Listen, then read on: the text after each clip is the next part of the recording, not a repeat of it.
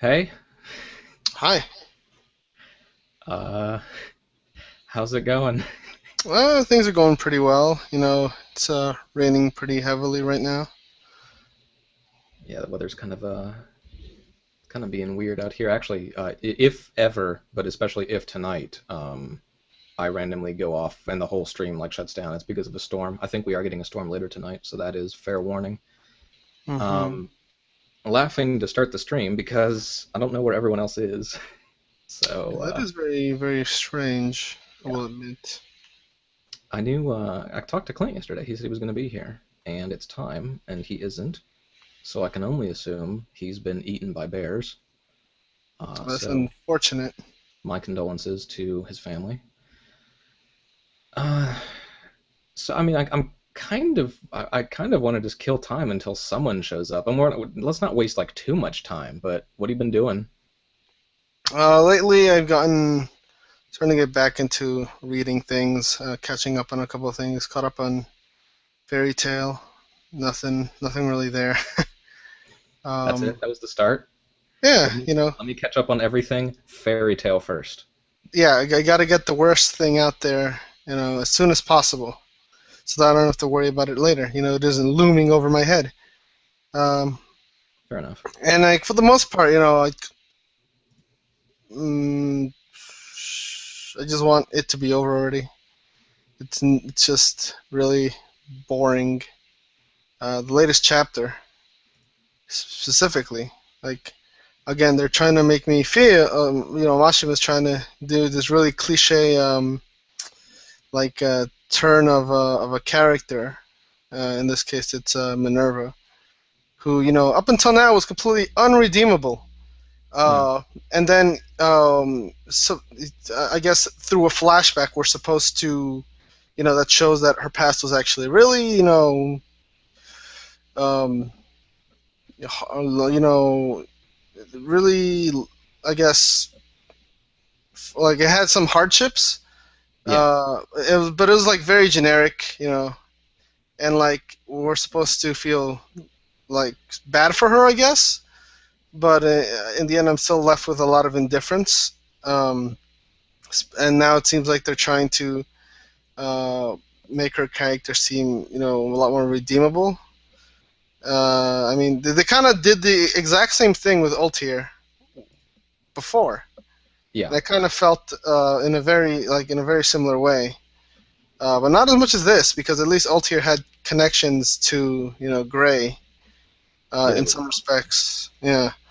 And but in this case, it's like uh, I never liked this character to begin with. You never gave us a reason to like the character at all.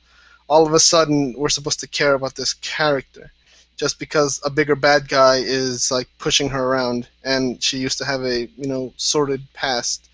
Um, and like it's just very very bland. Uh, it was introduced even that there's going to be even bigger conflict. In lieu of actually doing an entire review show on this, it's like it's just throwing more things onto the fire, and like I kind of none of it is like interesting enough. So I don't understand why Mashima is just continuing to do this when he clearly has an end goal here, and I really want him to just end the series already because none of these like new branching storylines are really going anywhere, or they don't feel like they should be going anywhere.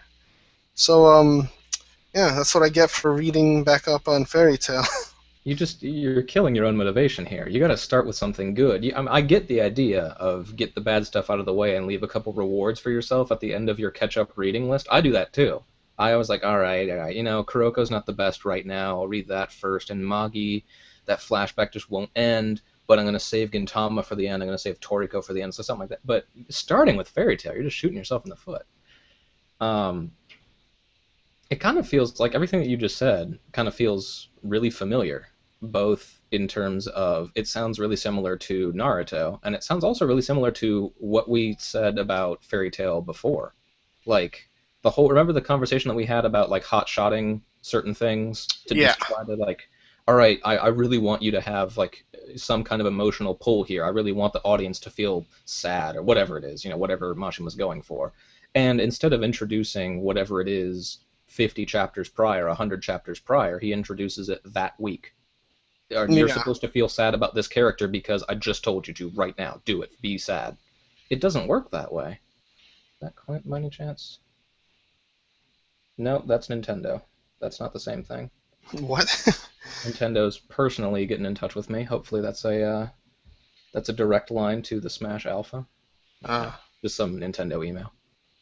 let's see. In case you just joined us, viewers, we've been ditched, I think. Clint is mysteriously absent. I don't believe Jeff, if he's even going to be able to make it at all tonight, is going to be here for at least another 20, 30 minutes. So we're just kind of little back and forth chat. Do get your topics into us at Shonen Beam on Twitter. I see a couple of you are already here. Thank you very much for joining us. Bob Squab, I have a topic. What manga do you think would make good live-action Hollywood films, a la Edge of Tomorrow? That's a good topic. I hope to be able to recover that topic when more people are here, but we can start talking about that. First of all, have you seen Edge of Tomorrow?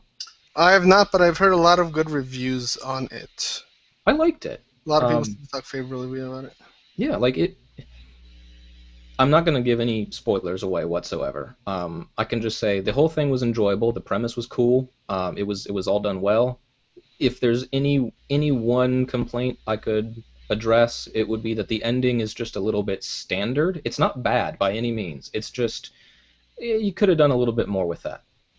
But that's it. I mean, it was a genuinely enjoyable movie. So that's, I know we're not here to talk about that, but I would say it was pretty cool. And I have no bias whatsoever towards Tom Cruise, so believe me, that's not just some like, go see it because it's Hollywood and great. No, I actually thought it was pretty cool. So what manga do you think would make for adaptations like that? Presumably not just to get some kind of a live action adaptation at all, but like big budget Hollywood, some kind of famous actor. Is there anything that comes to mind? So, I mean, considering that Dragon Ball was a mess, but something like Speed Racer actually seemed pretty neat. I mean, I kind of use those two as the, the opposite ends of the spectrum when it comes to adaptation of an anime or manga. Because Speed Racer was pretty cool, even though it was like really liberal in some, portions, it was also kind of keeping to the spirit of the, of Speed Racer. While Dragon Ball, it kind of it took everything that it was. It tried to, I guess, turn it into something more modern, and as a result, it wasn't itself. It was just, hey, let's put Goku in high school, and then everything just fell into place and was abhorrent. So, like when it comes to something like that, I guess something along the lines of probably, I mean, things in my head, I always have the easy answers to this kind of thing. You have something like Death Note, or possibly like, let's see, what else? I mean, Death Note definitely, I mean, it already had a live action Right. movie, not a Hollywood one, and they're also always in talks of making it live action. But, in terms of shonen, considering that a lot of them are like, or at least the ones that immediately come to my head, are not exactly set in modern times in reference to like the popular ones such as like Naruto or One Piece. Those cannot be live action movies, no matter how many things you throw into it, because for one, the movie implies that like it would have the story would have to be told in a 2-hour chunk at best. And a Right. lot of these, shonen manga are adventures that are still ongoing, and the scope of which, go beyond anything a movie could possibly handle in, if we're talking just a single movie, as opposed to like a series of movies. I mean, it's kind of what happened with, Lord of the Rings. There's an adventure. Right. Um, and even then they had to, cut things out because it wouldn't fit 3 movies that already span the lengths of like around 2.5 to 3 hours long each. So it's like you're really stretching the medium when you try to do something that's adventure based. And so then if we cut those out, then we're left with something that could probably only be adapted if we like change the story by itself. So like for example, if they were to do a Death Note movie, it would be something different It's certainly different from the manga, but it would have to at least keep within the same themes and certain events that also happen in it. And I guess in something like that, where it's a lot more, it's more about people doing things, and as opposed to fighting and superpowered and things that require a lot of special effects. It just seems a lot more realistic to be able to pull something like that off. Right. I am very much still watching Chile, Australia right now, by the way. That was offside, but I got really excited for a second. I have no interest in this one. Just want to see a good match. Do you know what came to mind? I was skimming through my list, and you mentioned like specifically because we have to look at Shonen for this, obviously, because we talk about Shonen here. Um, yeah, it's more difficult because you get a lot of the things that would adapt well to that kind of a movie are not shonen, they're seinen. And I'm skimming down through my anime list, my manga list, and seeing it's something will flash before me, and for a split second I'll think, oh, that's perfect, and then realize, oh no, wait, that's seinen. You couldn't do monster, that's seinen. I mean, you could do monster, it's just it wouldn't be fit for the purposes of our discussion here, or Beck, for example. But one that kind of blurs the lines a little bit, and I think it's kind of perfectly suited, is one that already got a live action of some kind. Bloody Monday, I think, would be pretty perfect for it.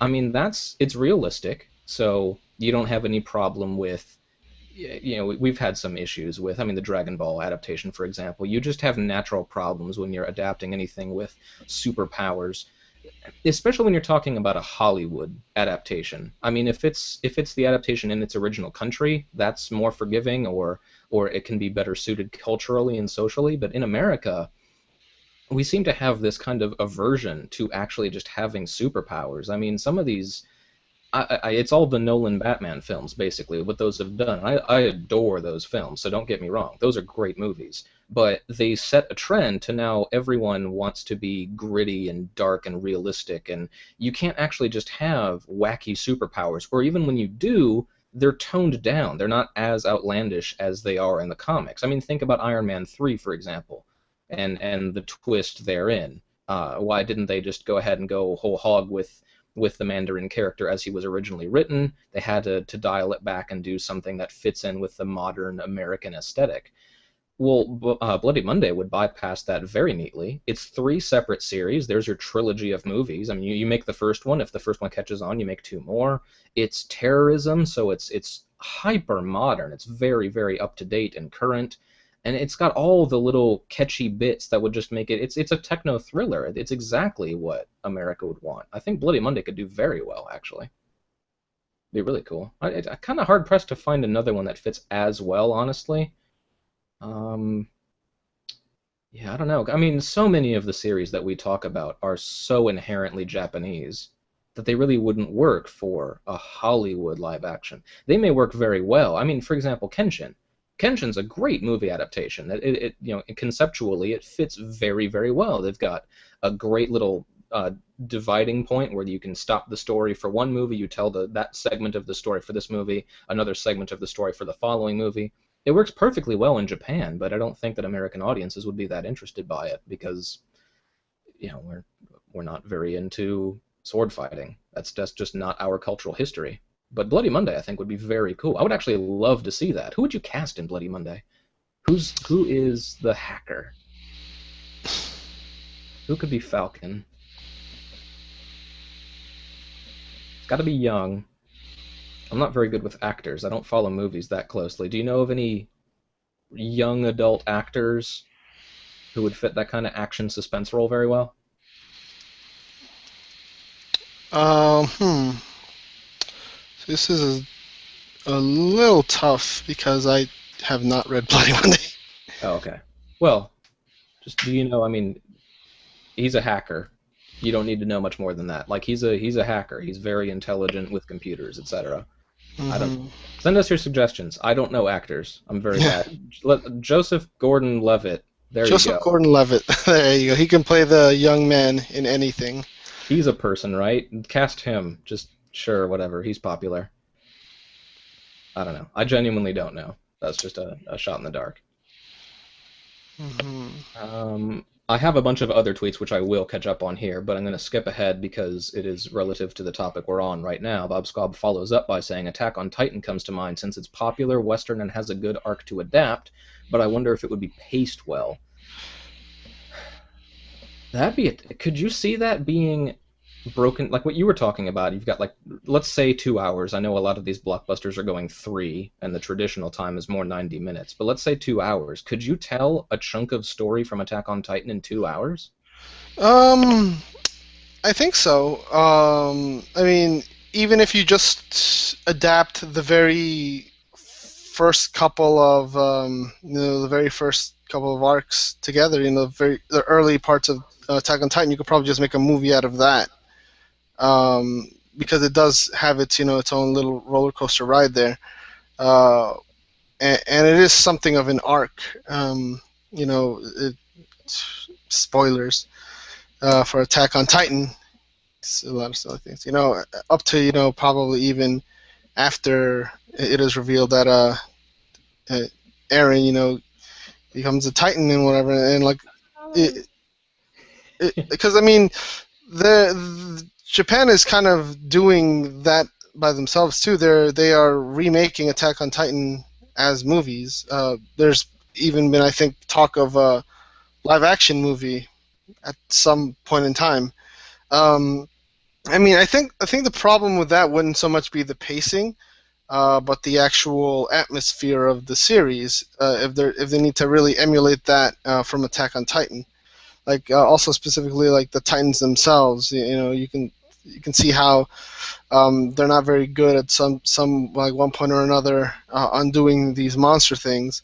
Like Godzilla, which I recently saw.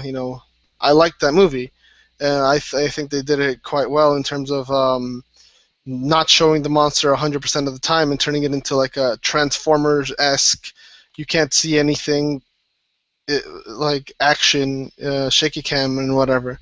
And it was a little more subtle. And I imagine that an Attack on Titan movie would have to kind of like, walk that line, since the Titans are also not there for the most part until they actually attack. And it's usually just people waiting until the Titans attack again. So I kind of imagine it would have to try to like not screw up the Titans too much. If you need to like do CGI effects, or actually do, it would have to be really good CGI to not make the Titans look hokey, or at least as hokey as they already kind of look. Yeah. It's just it would be kind of weird. That'd be tough, honestly. I mean, certainly it's there in terms of popularity. It would have an audience, and the premise is such that that would also have an audience. Oh wow, that was amazing. That was a great save. But actually animating the Titans properly would. I'm not saying it can't be done.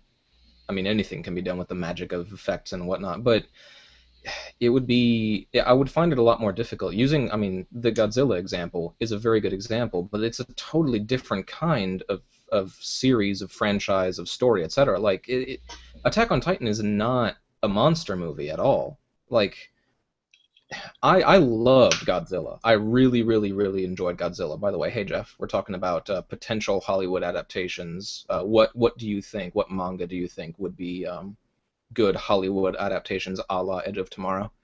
Um, I, Godzilla, I loved it. I really was impressed by it. I thought that the pacing of revealing more of the monster, originally the Muto, and then Godzilla himself, the pacing of that I thought was superbly done. I thought we got exactly the right amount at the right times, etc.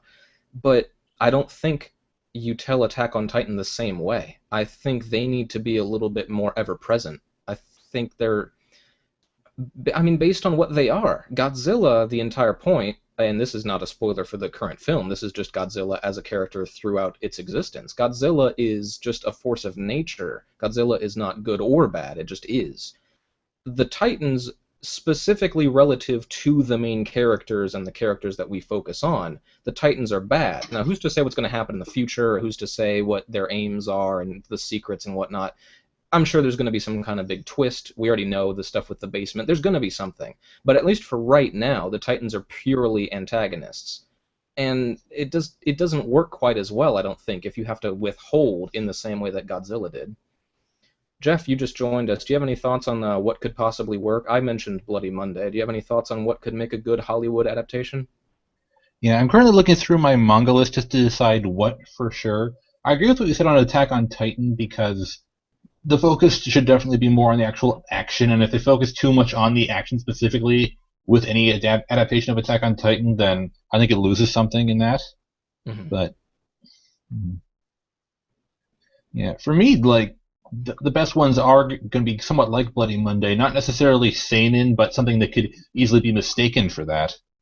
That's generally because again, if you try and adapt anything that's too shonen, I think, then a lot of people just aren't going to watch it specifically because of that. It kind of sucks, but that's sort of what most moviegoers are just known to avoid. Well, it's what we were talking about before you got here. Basically it's a different culture. When we say specifically Hollywood adaptation, it's catering to the Western audience, and the Western audience just cares about different things than the Japanese audience where these series come from. So I agree. There is this really frustrating stigma that we get. I mean, I've seen more than my fair share, given that I've been running a site for shonen manga. There is a stigma attached to shonen manga. Oh, it's kiddie stuff. Oh, it's just this really simple, boring hero's journey. It's just action series. It's a tournament genre. It's a tournament demographic. There's so much more to it than that. And obviously, anyone who's watching this, the two of you, anyone that is actually familiar with the demographic knows that's just ridiculous. There is some of that, and then there's also really wondrous, amazing content. It's a wide-ranging demographic, but it is undeniable that it has the stigma. I'm not saying it's right, but it is a reality. So far there's only one example I can actually think of. It's kind of in a very different direction than what you're talking about, but I could definitely see them getting a bunch of teenage-looking actors and making a series based on Seito Kayako and Domo or something. I was wondering, actually, comedy specifically, that came to mind as being the most difficult thing Hollywood could choose to tackle from a Japanese, from any kind of Japanese source material, because what we find funny in the West and what they find funny very rarely overlap in terms of popular culture. I mean, I love their humor personally, but I know it's not for everyone in terms of Westerners. Could you see them doing like Gintama, the Hollywood movie? Of course not. There's no way. Well, I mean, no, yeah, it'd be darn right impossible, I would say, because it's something of an impenetrable barrier here, where if they were to make a comedy series based on some kind of comedy manga, bringing over, they would have to, I guess, localize the comedy, which within itself would be, missing the point. Gintama wouldn't really be Gintama, if we take the example of Seito Kayako and Domo, it'd be like a rated R movie because of some of the jokes that they make. So it wouldn't. It would be quite the task, and I don't think people would go for it. I would imagine people, if anything, if we're talking about the way that they adapt things, probably just grabbing the premise and then trying to make something out of that. But beyond that, I don't think any comedy series could possibly be transported over here and stay and keep its soul for what it's worth. Yeah. No. Actually, when you brought up Gintama just now, it was for some reason the first thought that came to mind is, have you ever seen the movie Kung Fu Hustle? Yeah. Good movie. Okay. For some reason that brought in mind, I don't think you could do Gintama itself specifically like that, but just looking at a movie like that, I could imagine that some sort of something martial arts related could be translated, because a lot of the martial arts series have that kind of weird, wacky comedy almost. So, comedy martial arts. Are you saying what I hope you're saying? Sexy Commando, the Hollywood movie. I was gonna say One Punch Man, but sure. Yeah, right. You almost could do One Punch Man in that style. Yeah. Though, with the argument of the One Punch Man anime, it sort of loses something when you adapt that series to just about anything. That's the thing. It kind of, I mean, I know this is just a blatantly false statement technically, but figuratively, I think you'll know what I mean. One Punch Man is kind of already animated. The way that he's drawing it, kind of as a flip book, we already get the impression of what it's like animated. So it's just going to feel really redundant if it ever does become an anime. And I'm not saying I don't want it to become one. I love the series. I hope for anything to happen with it, but it's not going to be as big of a jump as it is for any other series. What about a sports series? It's a sports series in like in Hollywood terms. You get like the kiddie sports series, like we had like what was it, Angels in the Outfield and that kind of stuff, where it's just some kind of a silly premise, Space Jam. It's just like it's fun with sports. But then you also get like the bulk of them are like the heartfelt. It'll be coming of age, or it'll be overcoming some kind of horrible adversity. Sometimes it's the sport is used as a backdrop for some kind of social struggle, racism or sexism or something. Is there? I mean, a lot of the shonen manga sports series are just about the sport purely, not really with too much else attached to that. Can you think of any sports series that would work? Well, actually, now that sorry, you go, Jeff. Oh, I was just thinking the one that came to mind as soon as you said coming of age was Cross Gang. That's like, or possibly something else by Mitsuru Adachi, but that's the only one of theirs I've actually read. So that does seem kind of like it could work. Though if it were Hollywood, I imagine some of the more coming of age elements would just be, I would say, overdone, because I never really got that impression that Cross Game was really focusing too heavily on its like more coming of age moments at any one time. That was subtle. Yeah, I kind of my natural inclination is sort of to say right away, oh, Cross Game, because it's brilliant and you could completely do a movie adaptation of that. But then I'm also remembering Fever Pitch, and for anyone familiar with the original Fever Pitch, yeah. Please don't put Jimmy Fallon in Cross Game is basically what I'm getting at. Anyway, Danny, what were you gonna say? Well, I was just gonna say that pretty much any of them could be made into a movie. I mean, if we look at it logically, there's really nothing about sports series that would deny them the possibility of being a movie. I mean, if you can get parts of certain arcs, or if you want to like truncate the entire series in like one or two ways, it's very much possible.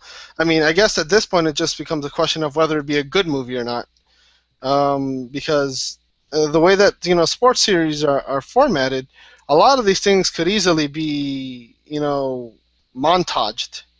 A lot of the like sort of one-off arcs in sports manga that happen and aren't really that important, because like every sports manga has their own very crucial matchups every once in a while, and those could be highlighted. So like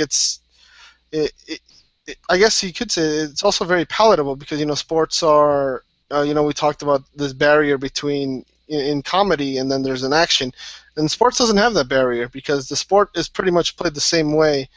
I would imagine be it in Japan or in America. I mean, I guess some particular rules can vary, but even better, if it is about a Japanese team, or then it would be something different, because there are different themes in Japanese baseball than there are in American baseball in regards to the way that a team functions. Especially because in Japan, high school and middle school baseball, it's very important stuff. It's way more of a serious issue than it is in America. They take it much more seriously, and basically is what I'm trying to say. And as a result, I think you can get something pretty good out of that. Yeah, I mean I'm going to reduce this down to really, really, really the basest forms, and it's kind of an overly simplistic way, perhaps even a rude way of looking at it, and I don't mean any offense by this, but from personal observation, in America, the focus for younger athletes, high school athletes and such, is get to college, and from college get to the pros. It's all about following the track to get to the payday, turn professional, make the money, get famous. I'm not saying there's anything wrong with that. I'm just saying that's what I've seen as the main goal.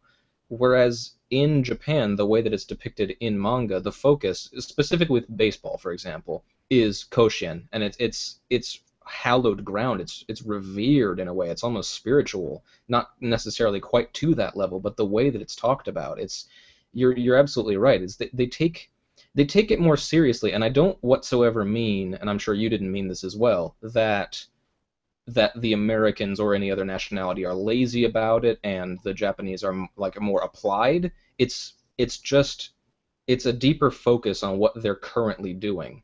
There's, I mean, you see this in countless sports series. I just finished catching up on Haikyuu, and you saw the same thing there as you see in any sports series, which is that focus of the changing of the year and the seniors. This is our last chance, and there's a sense of it's more of a sense of finality than a sense of the beginning of the rest of your life and the rest of your career. It's more focused on the immediate present of this is my one chance. This is my chance as a senior in high school or whatever it is. I'm the third year and I have to make it this year because that's it.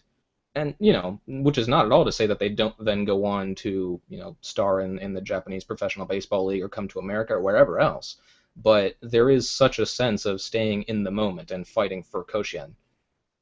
And I'm not sure that would necessarily translate well, but the point that you made about the rules largely being the same between the different national flavors of each sport, you could actually localize that and make it an American team if originally it was a Japanese team, and not lose as much as you would if you took, for example, the Gintama example and tried to Americanize Gintama. It would be something completely different. All right, we've been going roughly a half hour. Let me kind of reset here. Just get your tweets in to us if there's stuff that you want to talk about. I'm going to catch up on a few tweets here. Shonen Beam on Twitter is the best way to get a hold of us. Not too much going on. Don't really have that much. Just honestly, there's not that much big news. I think the biggest news that we had this week was that Yamada is getting an OAV, which is amusing, particularly timely, because we kind of just finished 2 weeks ago saying that Yamada was never going to get an OAV. Not quite in so many words. We basically said that we didn't think that it was going to get an anime because we were under the impression that the author was not interested in it. But apparently we were wrong. Fair enough. It is getting an OVA, which is cool. I think we basically already covered that topic the last show, though, so we don't need to go further into it. Let me get back to the tweets here. Okay. At the top of the show, when I pointed out that Clint is mysteriously absent from today's episode, I said that he's been killed, eaten by a bear, and Bob Squab chimes in to add, speaking of bears, I recently got to what I assume is the best fight in Ippo, Takamura versus Bear. Yeah, that's some good stuff right there. Are you enjoying Ippo? I love Ippo for so much of it. I'd like to know, Bob, if you are enjoying your long trek through the many hundreds of chapters of Ippo. Let me know, please.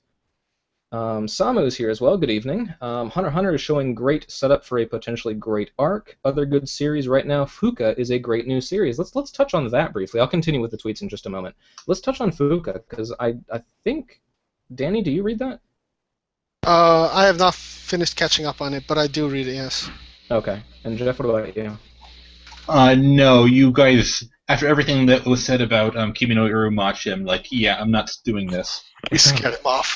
Fair enough. No, that is understandable, but I have to say, I completely agree with Samu. Fuka's really good. I feel bad saying that because I'm just waiting. I know it's there. The other shoe waiting to drop. It's right there. I'm terrified that that's finally going to happen, but it hasn't happened yet. So far, it's just really enjoyable. Were you liking what you've read so far, Danny? Oh yeah, it's definitely it's very conscious of what it's doing, and it's not going into any the character relations, for example. It seems a lot more natural than. This is another series. Like again, you could probably turn this one into a movie. Combining to what we, probably not so much of a movie. I guess it'd be much better suited to your TV live action. Probably like a drama or something. I wouldn't be surprised if it was ever turned into a live action drama in Japan. Because the characters kind of just rolls that way, and like there are signs of the whole waiting for the pin drop. The train wrecky aspect of this relationship series, as tend to see. But so far, it's on steady ground right now. Yeah. Yeah, the hints are there, and I do have to remember that I was saying. I don't think I was as passionate in saying it, but I was saying similar things about the beginning of Kimimachi. I think that Fuka's off to a better start. I don't even really think it's close. But I do remember thinking at the time, oh, this series by the guy that did Suzuka, this is pretty cool about Kimimachi. And we know where that ended up. Did not turn out well whatsoever. So yeah, it's a concern, but as always, I and everyone else, we've got to just read what we're given. Can't overinterpret. Can't over assume what's going to happen in the future. If it does end up happening, then we'll see if it's handled appropriately or not. If it's too full of angst again, then it probably won't be as enjoyable as it is right now. But as of right now, it's innocent. It has a purpose. I mean, the stuff with the music and whatnot, and even just the pure relationship that's kind of in the embryo stage right now. We're seeing the beginnings of a potential relationship, or just the beginnings of first love, or something like that. It's just nice. It's just a nice series to read. Weirdly enough, it's one of the series right now that I look forward to reading the most each week. I caught myself. We were talking earlier, Danny, when you were saying that you're catching up on series and you started with Fairy Tail because you got to pick a starting point somewhere. That's kind of what I do every single week. I've got 20 something series to read this week. What do I feel like tackling first? And I realized I've been starting with Fuka, or it's been like in the first three things I read every week because I'm just genuinely enjoying it. So that's really cool. I hope it stays that way. What else do we have? Yes, Samu, I do have that on our little sheet here, the 5 years thing. I'll broach that momentarily, but first, you also say you mentioned Haikyuu. Haikyuu is brilliant. Everyone should read/watch it. I'm glad it's getting success from the anime. I've had so much on my plate lately. I have not yet started the Haikyuu anime. Are either of you watching it? Yes, I am watching it actually, and I am keeping up with it. And they've only gotten up to the part where they're about to fight the cat team. Yeah, I forgot. And basically, they're already forming the team back together again. And I'm really enjoying it. Even though not much has actually happened, the interaction with and like the chemistry with the ensemble cast is it's kind of getting a lot better. And I can see why it's popular. It's definitely character driven for the most part, and I am really enjoying it. It's quite funny, and even though like as I mentioned before, they aren't really doing anything important in the series itself. They're kind of just still forming their team up, and it's already been like 6 or so episodes, and it is still really engaging to see to basically see it all go down. Yeah. What about you, Jeff? I've only seen the first 2 episodes so far. I'm not sure why I haven't seen more. I think it's just because at the time I was watching both that and Baby Steps, and it was just a bit much, and I ended up just dropping Baby Steps, I think. I may have mentioned this before at some point. I am also watching Baby Steps, and I can see where you're coming from. I am keeping up with that one as well. It's a little more it's a little more by the book. It's nothing really special, I guess. It has been going on for a very long time, as I've recently figured out. So I guess something does happen there at some point. But as it stands right now, it's kind of just it's a very slow progression. But that's probably because the series itself the anime is going to last a certain number of episodes past this current season. So it's paced rather slowly, but I guess that's how it's supposed to go. But I mean, it's still interesting to see the actual tennis action. But the characters, it's not very they're not really progressing, or it's kind of just average. You know what I found out about that series recently? You said you recently found out that it's a really long-running series, which it is. It's over 300 chapters as of just a couple weeks ago. I recently found out it's not about badminton. Yeah, I've been here. I've been, all the stuff that I do, and you guys have seen my spreadsheets and everything. I have to I have to keep track of so much stuff that I'm kind of generally familiar with everything. I'm not at all claiming to know the plot of all the series we don't get scanned, but I kind of have a basic understanding of the types of series that are running in Magazine and Sunday, even the ones that we don't get. For like 3 years now, I've been under the impression that Baby Steps is a badminton series. I don't know where the hell I got that idea, but I would have sworn on my life. You could have just asked me. There would not have been a doubt in my mind. Oh yeah, Baby Steps, 100% badminton series. Nope. So that was fun. That was weird as hell. Um, yeah, Haikyuu is phenomenal. Haikyuu is so good. I'm I love it, and it's the weirdest thing because it is, I mean, inherently, when you boil it all back down, it's a volleyball series. And if you had asked me, you could have asked me, and we even talked about this when the series began. If you asked me before it started, what do you think about a volleyball series? Okay, I'll give it a shot. I mean, that's basically the way I approached it. I'm always curious about any new series, but volleyball, not the most popular sport in the world by any stretch. But yeah, what you mentioned, Danny, about the ensemble cast and the chemistry, it's a blueprint on how to do that. The chemistry is superb. The characters are all it's by no means the only series with very identifiable characters. Lots of series. I mean, any series worth its salt has identifiable characters. Even sports series, Slam Dunk is a flawless example of that. Cross Game is another great example of every character feeling completely unique to where you never really get anything mixed up, and there's a perfect role for each character in the story. So Haikyuu is not the only one to do that, but it does it in a different kind of way. There's no wasted space to the panels. There's no wasted space in any given page. You'll find so much character development and character flavor squeezed in tiny. If you, for example, let's say the screen that you guys see me on right now is a panel of Haikyuu, and the bulk of what's going on will take place in this segment over here. There will be some little text bubble down here with someone's little super deformed face right there, and it'll be some little comical thing. There's always something happening in this series. There's always some little sense of understanding more about a given character. So even if a particular character isn't spotlighted in that chapter and that entire arc, even, you never forget about anyone. You're never left wondering, well, why are these other characters here? They're just tag-alongs. They don't matter. Everyone matters, and the characters who matter even more, the main characters and the better of the supporting cast, they feel that much better for it. It's a superb series. I love it. I'm very happy that it's doing so well. So yeah, do read it. That the recommendation from Samu is completely spot on. Everyone should be reading this, honestly.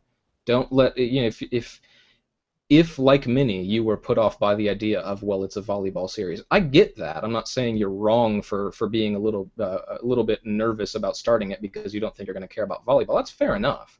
But give it a shot. It's so good. And let's see, got a bunch of stuff here. Oh, good, you like Ippo. That's excellent. Ippo's pretty great. It's amazing how engaging the fights are. They set up sympathetic opponents, but I still want Ippo to win. Yeah, that is something awesome about Ippo. I mean, I feel exactly the same way, pretty much. It's anything could happen, and you would be fine with anything. It's not, you're never caught in a situation, as you get in other series, where it's like, for this arc to turn out well, this really has to happen. Ippo could win or lose, and you may be rooting for him to win because he's the main character. Obviously, you care more about him, but Ippo could lose, and it would still propel the story forward in a good way. Catching up further, Bob Squab also says, I'm reading Fuka. I haven't read a series by the author, so my expectations aren't spoiled. It gets better each week. Good. That's excellent to hear. Also, I've been hearing great things about Haikyuu, but I got about 16 chapters in and went meh. Maybe I should try the manga. Oh, okay, my bad. Maybe I should try the anime. I misread that a little bit. I will say it did take me a little bit of time to warm up to Haikyuu. I never disliked it. I had to get past the first practice match where we were getting a ton of exposition about the rules. I thought at that point it was fine but not special. after that arc, it gets outstanding. All the compliments that I just gave you basically start after that arc. It's fine to that point, but that's where it really kicks off. Right, All that's right. good to hear because that's actually where I'm at right now. So, Okay, cool. like, it's a Yeah, good incentive to get past that. yeah. I really, really advise you to at least get through that. And if you don't like it after that point, fair enough. But I really think that's where it turns into the amazingly good series that it is right now. So we had a topic. Simon asked me. We talk every once in a while on Twitter because he's an awesome guy, and asked me what. Well, the original question was what Jump series do you think are still going to be around in 5 years? We can start with that, but I might want to also extend it to magazine, Sunday, monthlies, etc. Just kind of the general shonen landscape. But let me. What's the easiest way here? I think I might pull up the spreadsheet. Just to give you guys a quick refresher, and then you guys obviously can pull up lists on your own. You can check out that weekly Shonen Jump live journal page if it helps you. Okay, so this is all Jump stuff. All the stuff down here is already over, so ignore that. So all this stuff is what we're talking about. So that is Bleach, Gintama, Kuroko, Naruto, Nisekoi, One Piece, Soma, Stealth Symphony, Toriko. These are the things that we get scanlated. And then Assassination Classroom, Haikyuu that we've just been going on about, the new Sumo series, Hunter x Hunter, which may well be on hiatus for the rest of time, Illegal Rare Eye Shoujo Isobe, Kochikame, yeah, Saikikuso no Sainan, I need to update the title of that, Soul Catcher's World Trigger. What of those, what do you think is still going to be going in 5 years? So let's start with Jump. What do you guys think? So, I mean, removing the series that we already know are either supposed to end soon or are going to go on forever, Bleach, Naruto, Toriko, One Piece, Kochikame. I think, I mean, I can honestly see a World Trigger going on for a little while longer. It seems to have gotten some kind of resurgence lately. It seems very popular, both over here in the States, even, our opinions don't exactly matter, but also in Japan, it seems to be doing very well for itself. It's getting a lot of promotion. It's getting an anime. It's kind of rising up there in the ranks, I guess. Other series, a lot of series seems to be ending, but I think also Shokugeki no Soma will probably stick around for a while longer. It's still kind of in its I wouldn't say infancy stage, but it's kind of getting towards the latter half of its maturation process here. So that's still getting started. I mean, it's kind of hard to say also for the other series because a lot of these series are all on the ropes, and I guess that's probably the point of the question. But I think that also says a lot more about the state of the magazine, with that we have a lot of series that kind of it's hard to tell whether they're going to last the next month or not. Yeah. Like, for example, Eye Shoujo, Illegal Rare, Isobe. I mean, Kuroko supposedly is nearing towards some kind of end, so I can't imagine it seeing. I mean, maybe a year, but not 5 years. Definitely not. No. Nisekoi, same kind of thing. The way people keep talking about it, they're kind of getting fed up with it, but then a lot of people also love it. But again, it's a case of I don't see it running 5 years, maybe like 1 or 2 more years. I don't know much about Psyche, so I can't really talk too much about that. And Soul Catchers, again, it's another one of the series that's on the fence here that I can't really say too much about in terms of it surviving because it doesn't seem to be doing too well. Stealth Symphony as well. It's probably going to end before the year's over. I haven't heard much on the Sumo series. Can't really talk about that. Illegal Rare, obviously, I can't see it running that much longer either. Subway's kind of like the wild card here because it seems to be popular from the sound of it, but it also doesn't seem to be ranking well. But it seems to be making up for that in its volume sales when that does come up. So it's really hard to tell whether that series really has all the staying power that it needs.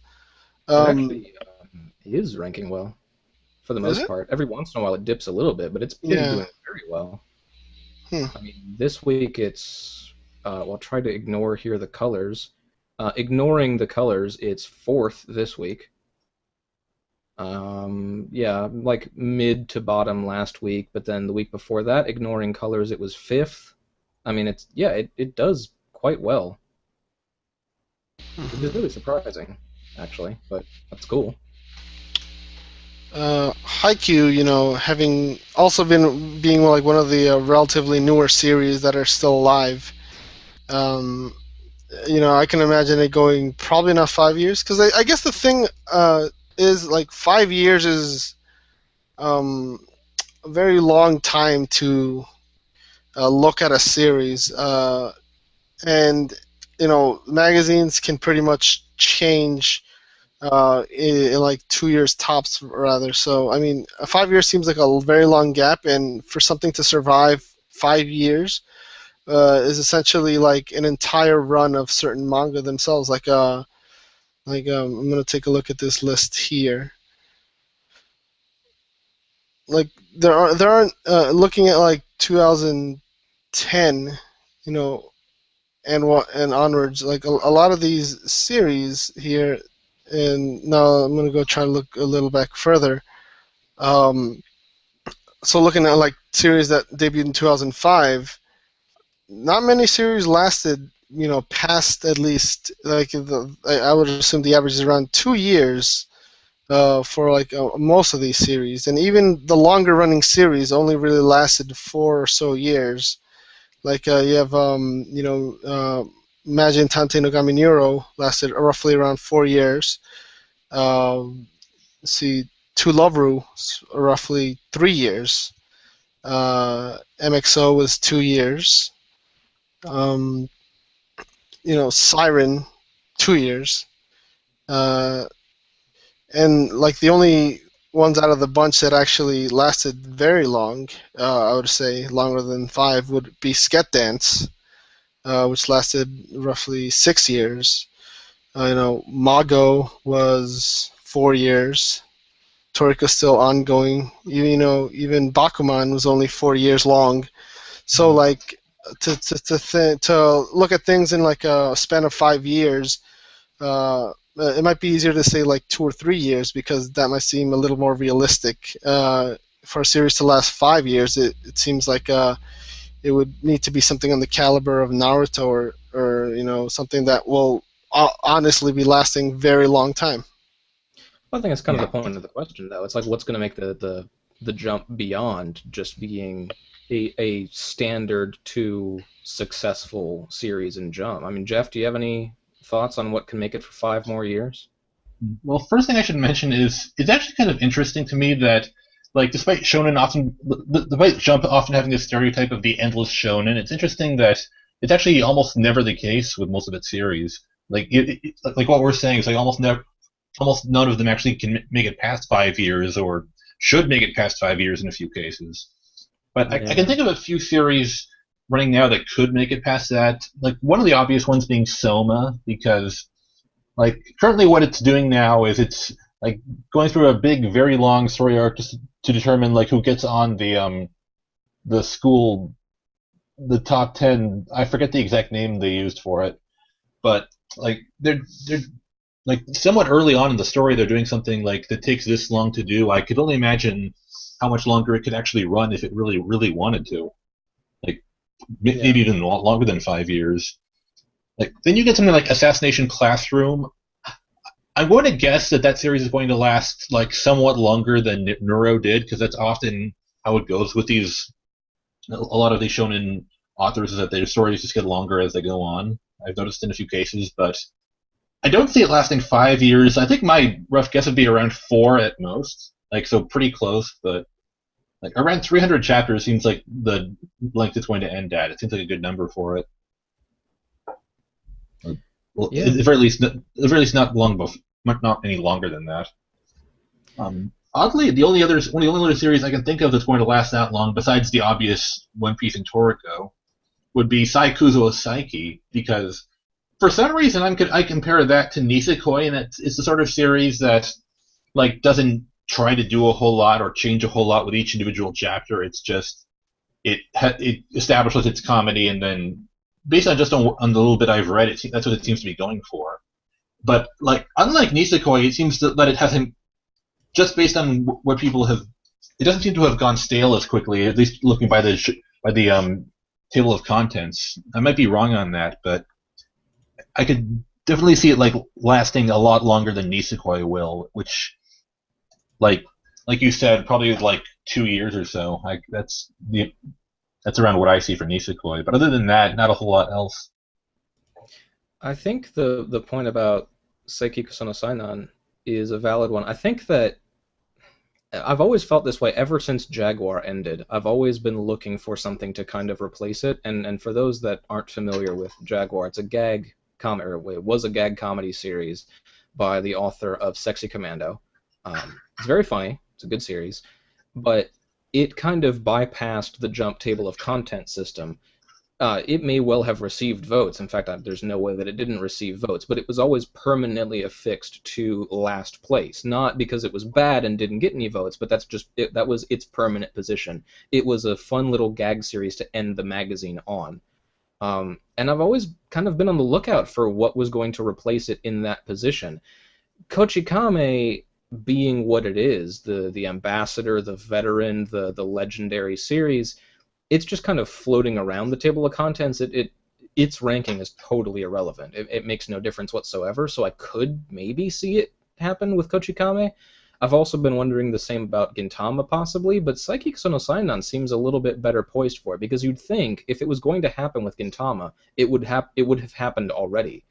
The only reason maybe it wouldn't happen with Seiki Kusono Sainan is that it is doing so incredibly well relative to what it is. I mean, it's doing well full stop, but it's doing especially well considering what kind of a series it is. Usually you don't see series like that do as well as it's doing right now, which is very cool, by the way. I'm happy to see that. So 5 years from now, I would think the only guarantees are One Piece, and if he's still healthy, and that being Osamu Akimoto, then Kochikame. I'd say those are the only two nailed on. Is One Piece because he's still going to have tons of stuff to write, Oda, and Kochikame because he is the Iron Man. He's just going to go on until he's done completely. I don't know if he's going to write until he dies. I hope he leaves a little bit of time for him to just retire and enjoy life. But I mean, that man has the single greatest work ethic of all time. As long as he has the ability to keep drawing that story, he's going to. So, assuming he's healthy, I'd say those are the two. Beyond that, I mean, Naruto, Bleach, they'll both be over. Toriko could go that long, but it could just as easily finish in 4 more years, 3 more years. I really don't. Hunter x Hunter, and genuinely, I'm not trying to poke fun here, but in all honesty, there's every chance that Hunter x Hunter, because of all the hiatuses it will invariably take, it could still technically be in the magazine by that point. And I'm assure you, I'm not trying to just take a jab here at Togashi. There's every chance, I feel, that it could still be going on by that. But all the other stuff, even when you take out the obvious ones that aren't going to make it, like Illegal Rare, I Shoujo, Stealth Symphony, those kinds of series, Kuroko, I feel, has to end in a year. Naruto has to end in, I mean, what we say and what Kishimoto says are very different things. I think it has to be done by the end of this year. More realistically, it's probably going to be done by the end of next year. Bleach will be done possibly this year, certainly by the end of next year. Gintama's an interesting one, actually, because he could kind of just go as long as he wants to. There's no real reason to stop. There's also not any particular reason to keep going forever. I mean, if he wants to do something else, he's done everything he needs to in that universe, but if it still has an audience now, basically, it's fairly formulaic in a totally acceptable way. Gintama uses formulas to their best effect. I mean, he just did the whole like love potion thing, which was very, very funny. But the love potion idea of, you know, making someone manically in love with the first person they lay eyes on, that's a tale as old as time.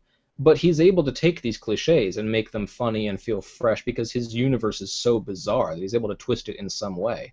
to make it interesting. So if he still has an audience by this point, there's every reason to believe that he would still have an audience in 5 years' time, if he so chooses.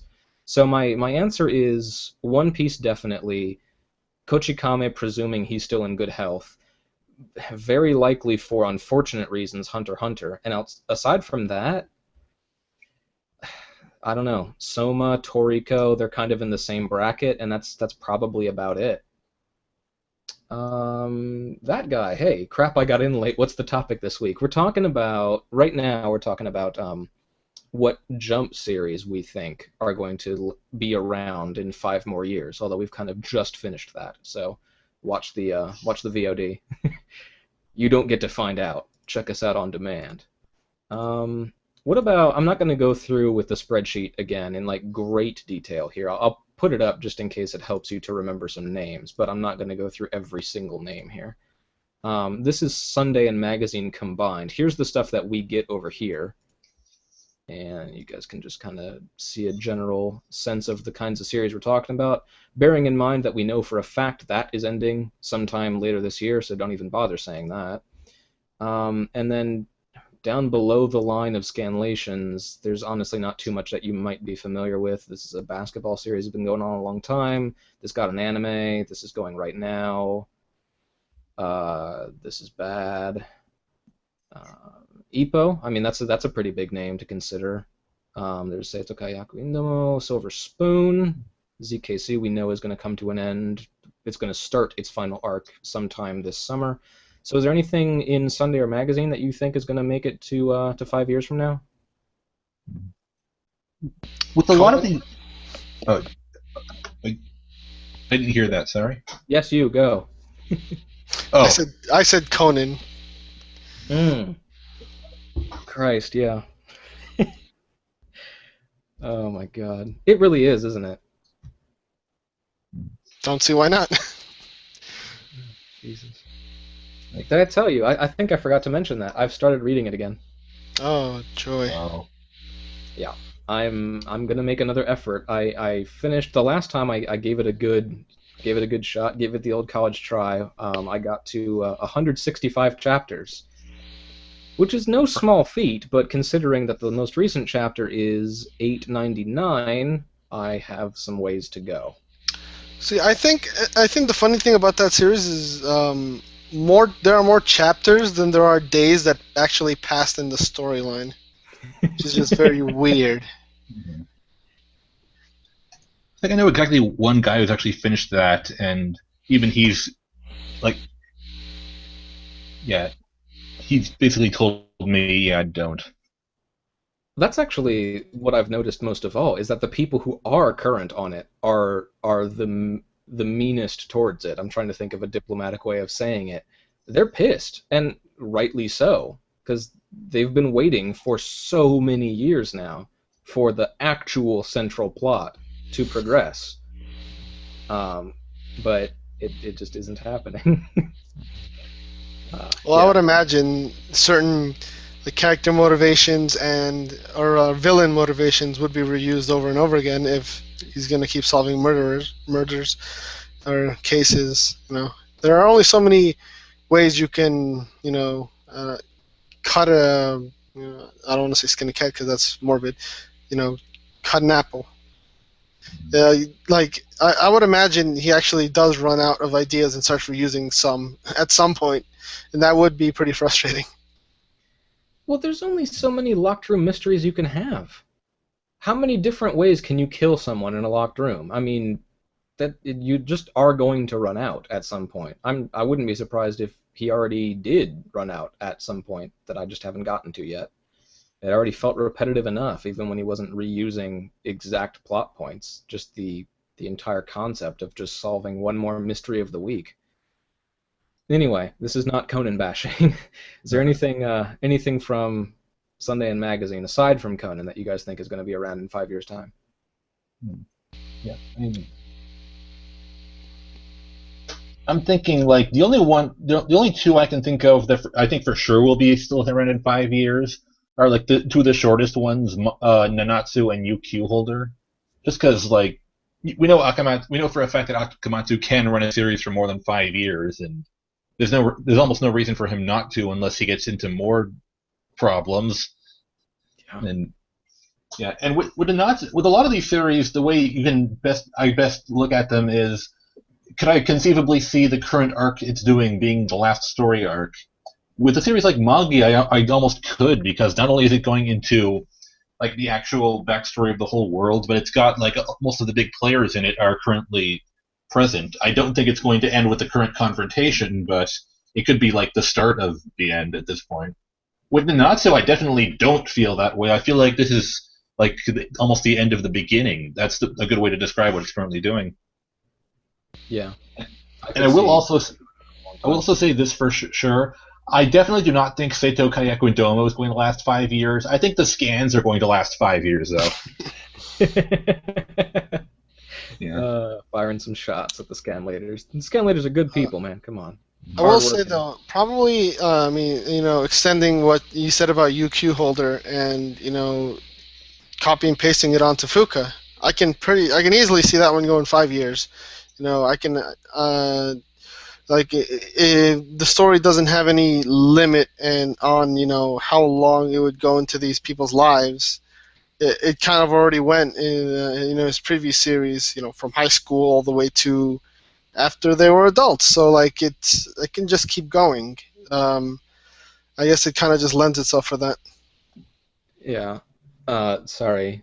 Samu, Fairy Tail confirmed for best manga of 2024. You're killing me. Don't do that. That guy, Magi, might last 5 years. God knows the flashback feels like 5 years. Yeah. This is crazy how long this thing is going. We were even praising it at the beginning. I thought that it was a welcome change from where we were. You do something for long enough, it's going to get pretty tiresome.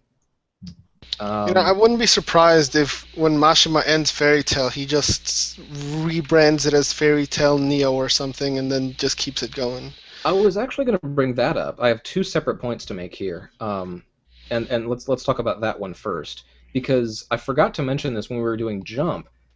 I fully believe that Kuroko is going to end in within the span of a year from now. Let's say, I don't know exactly when, but this is the big important match. I have every belief that it's going to end in the near-ish future, but I wouldn't be at all surprised, given the success of the anime and then the manga because of the anime.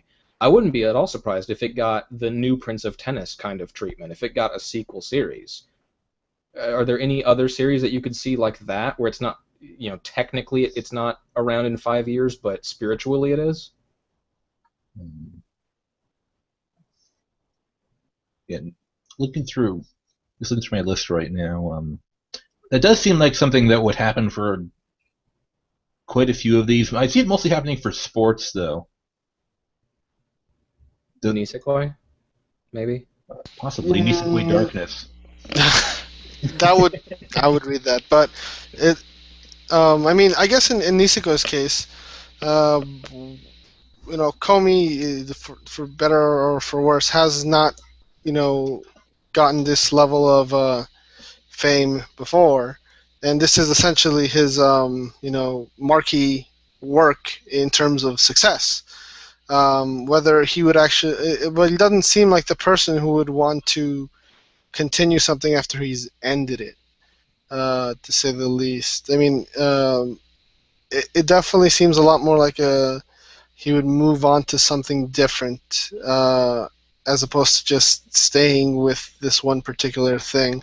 When we ask the question of whether something will move on and continue and have a legacy, I guess I was thinking, we kind of already mentioned Fuka, which continues the legacy of Suzuka. So that kind of went on its way, and also UQ Holder also is continuing a legacy of sorts. So we already have series that are spiritual successors to others right now. So and we think about it, it would have to be something that God forbid Naruto has a spiritual successor in the future.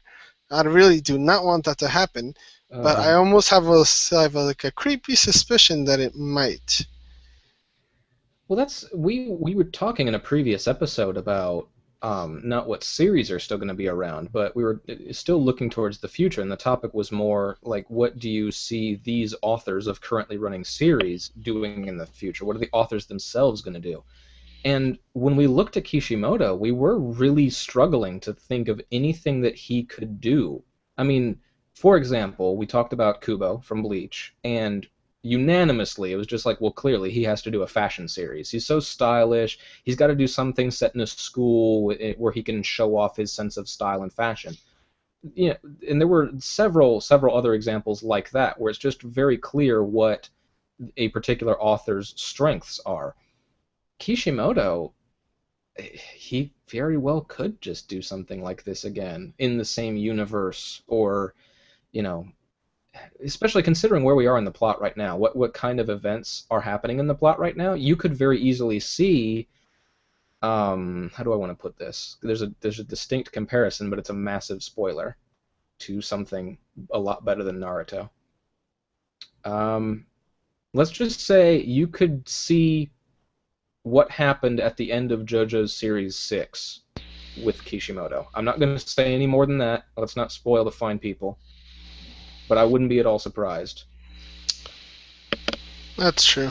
I mean, I think the only thing that might stop him from that is Naruto.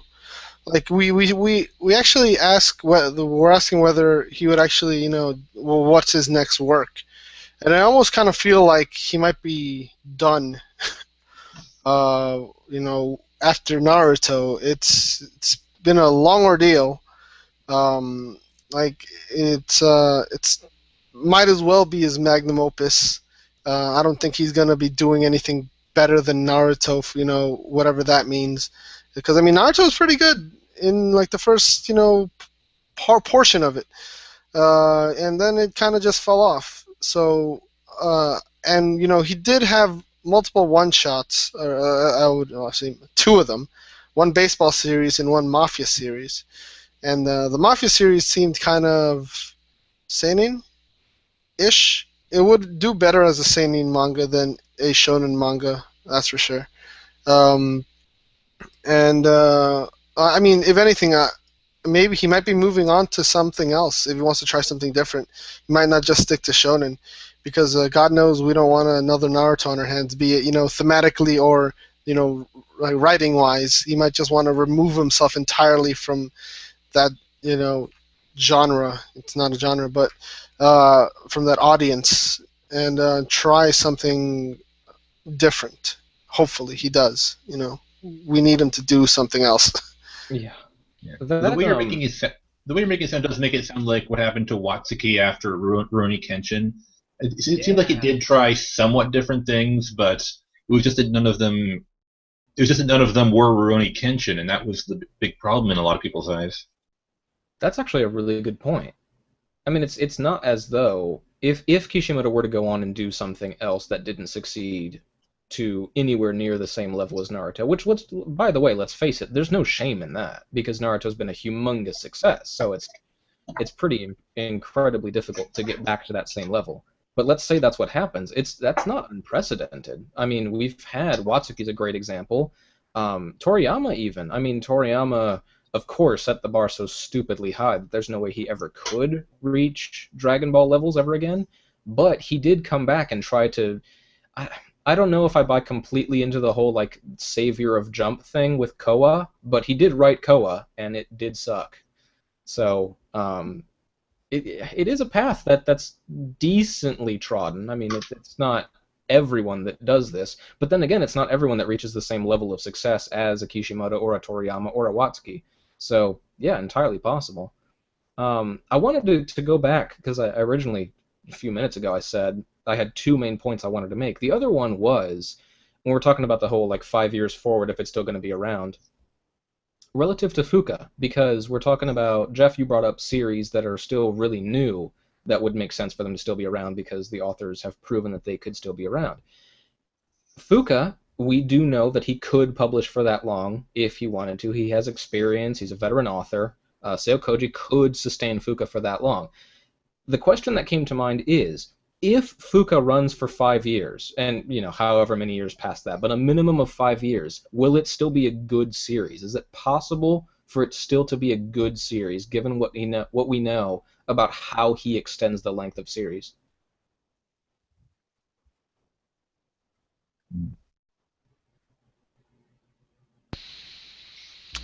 Well, I mean, so far the way we've been describing Fuka is that it's even in its beginnings, right now it's on it's avoiding all the landmines, which are, I guess, the longer you draw it out, it can be very much more likely that it will actually step on at least one or two of them, or it'll just fall down. Like, it's the longer you keep something going, the higher the chance is that it's gonna slip up, unless, like, you actually do something. It's kind of harder to do with an adventure manga because you can actually write out a story, but this is specifically a drama, based manga. So if you're gonna have to keep the interest going and keep the characters motivated, you're gonna have to keep throwing in drama, and at some point, you're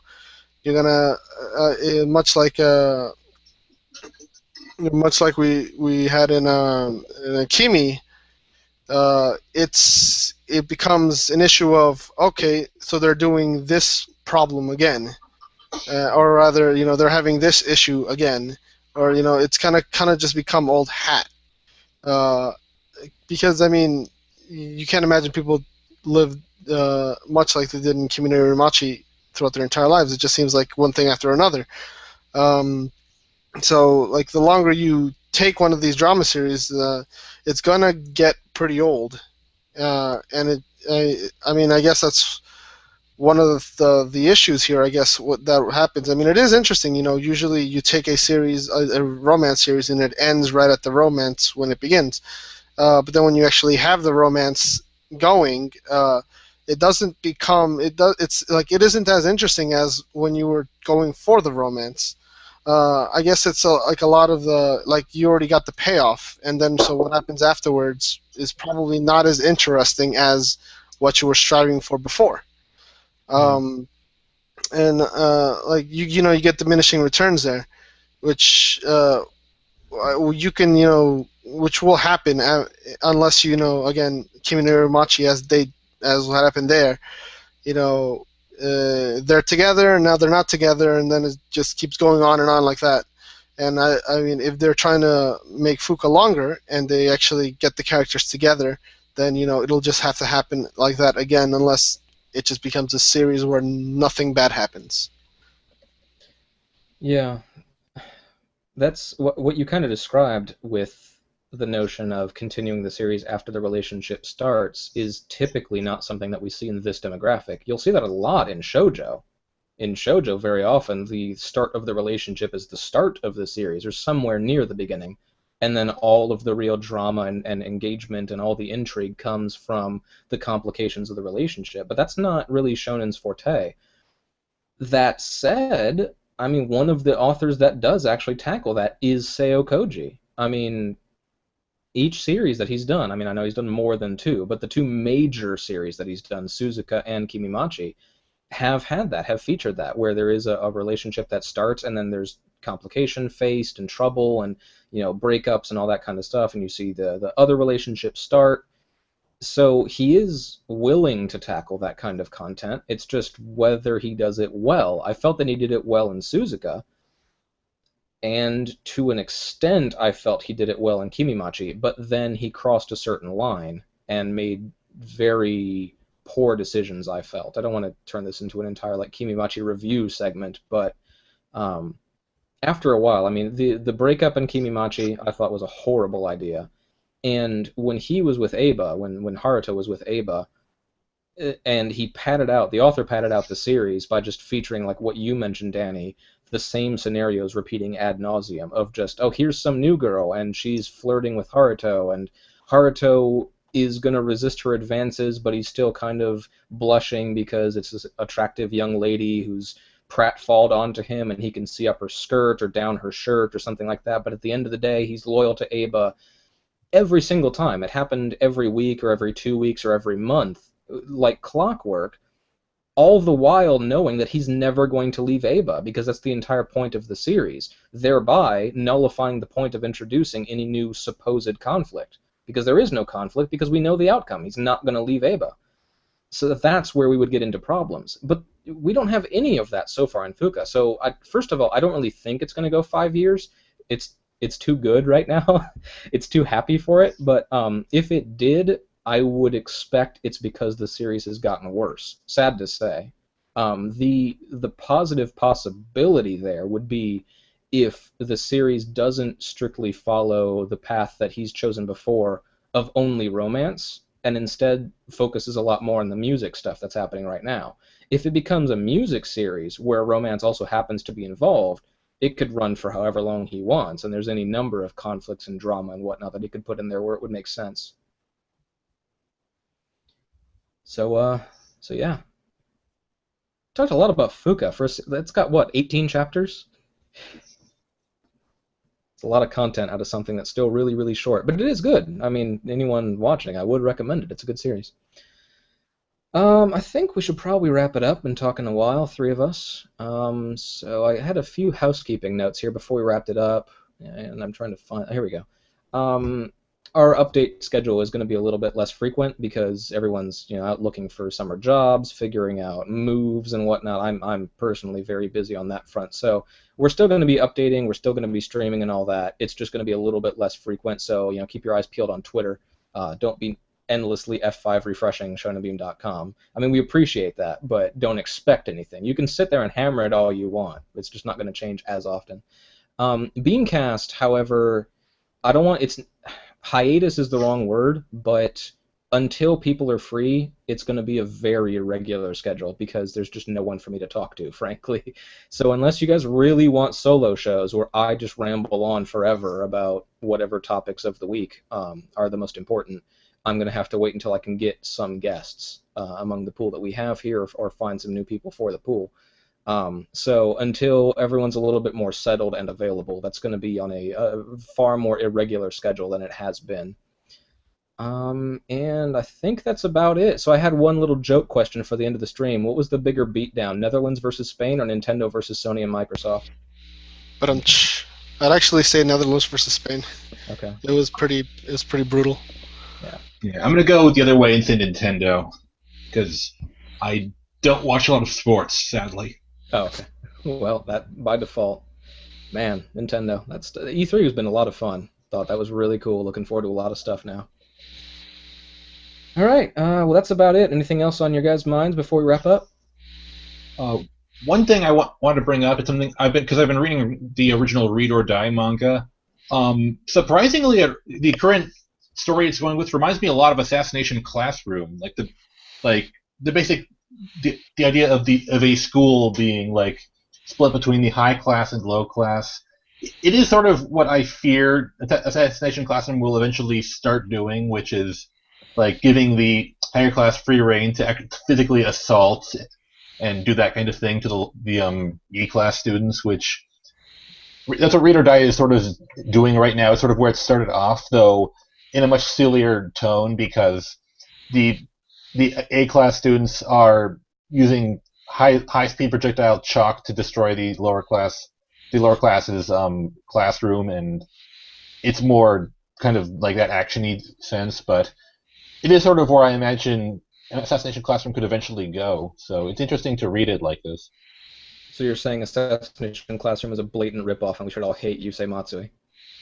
No, I am not, because the teacher in this case is Yomiko Reedman, so it's very different characters, at least. No, I know. That's cool. Yeah, I've been reading stuff, too. We didn't really get a chance to talk about stuff we're catching up on, but I've been... I think you might see that, viewers, you might see that reflected in my content for the site, because hopefully everyone else is going to provide the usual weekly chapter reviews and all that, but I'm going to try to switch over my personal focus to series reviews, so you'll be able to see... I have caught up on everything I told you earlier. I caught up on Haikyuu, great. Assassination Classroom, great. But I've also been reading some older stuff in full to completion, and I'm hoping to get some movement on the series review front. So anything last from you, Danny? No, I mean, pretty much mentioned what I was reading before, and I'm looking forward to catching up on Fuka now. I guess that'll be the next thing. Yeah, that's pretty much all. All right.